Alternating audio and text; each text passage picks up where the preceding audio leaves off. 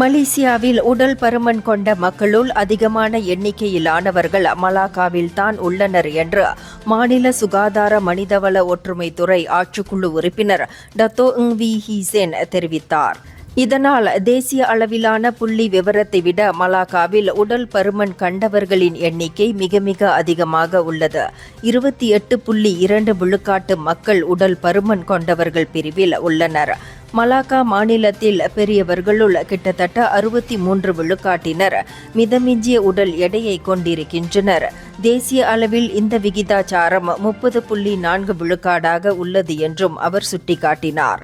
30 முதல் 49 வயதுடையவர்களுள் 60 விழுக்காட்டிற்கும் அதிகமானோர் மிதமிஞ்சிய உடல் எடை அல்லது உடல் பருமன் பிரச்சினையை எதிர்நோக்கியுள்ளனர் என்றும் அவர் சொன்னார். 18 முதல் 29 வயது வரையிலான இளையோருக்கும் உடல் பருமன் பிரச்சினை உள்ளது.